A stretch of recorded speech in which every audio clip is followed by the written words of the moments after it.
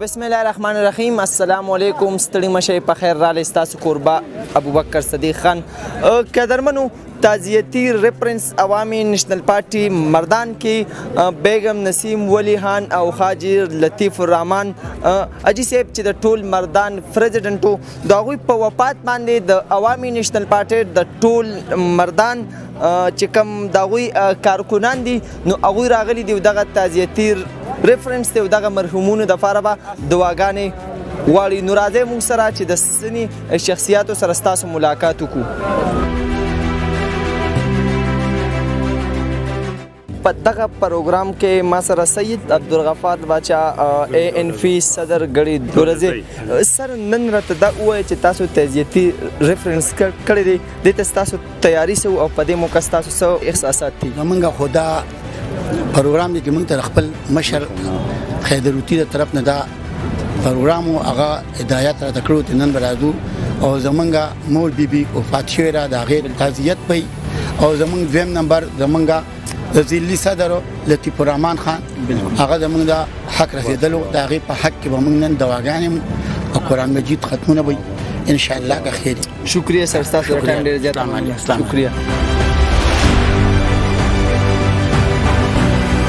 زما او د لطیف خان سیاسي تړون مرګرتیا پیژنګلو ډیره جوړه وه او ډیره زړه وه. بسم الله الرحمن الرحیم. دا نن د دوو داسې شخصیاتو باره کې تاسو ماته ووایي چې زه وینا وکړم چې که په دې باندې زه په ګنټو لګیا نو هم به زه دې سره دغه ونه کړی شم، ځکه چې داسې شخصیتونه دي دواړه. نسیم بیبي چې کومه ده هغه زه ډېر د وړوکوالي نه پېژنم چې کله مونږ ډېر ماشومان وو هلته به تلو نو یو طرف ته که تاسو اول را یاد کړئ نو هغه صرف یو کورنۍ د زنانه پښتنه ښځه وه، هغې نه بس چې هغه سیاست ته راله ټول ټبرې په ټول سړي د خاندان چې هغه پکې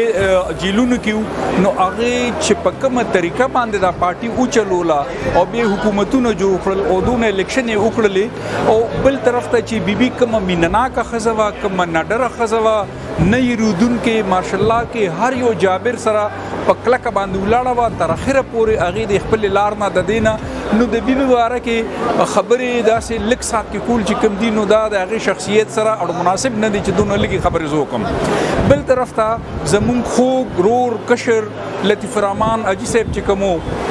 د ده باره کې به دا ووایم چې د ټولې ضلعې د مردان غوندې ضلعې دی صدر وو، خو دونه عاجز طبیعت والا انسان و، نه به چا سره څه طرفګني ساتله نه څه چې که څوک به ترې خفه و په خپله به هغې ته په جرګه ورته د هر چا به یې ډېر زیات عزت کو او د اجي صاحب په تلو باندې نیشنل پارټۍ ته خاص کر مردان ته ډېر لوی تاوان رسېدلی دی او داسې کسان چې کوم دي نو داسې کسانو په تلو باندې ډېر زیات نقصان رسي. الله دې وکړي چې د دې دا تاوان پوره کړی شي او موږ دا دعا کوو چې بیبي ته او اجي صاحب ته دواړو ته د الله تعالی جنت فردوس ورکړي. دې دنیا کې ډېر محنت او د کام دپاره سختې تېرې کړي دي، دا هر څه دی الله په هغې دنیا کې په کار راولي، په ګور دې نور شي. ډېره مننه.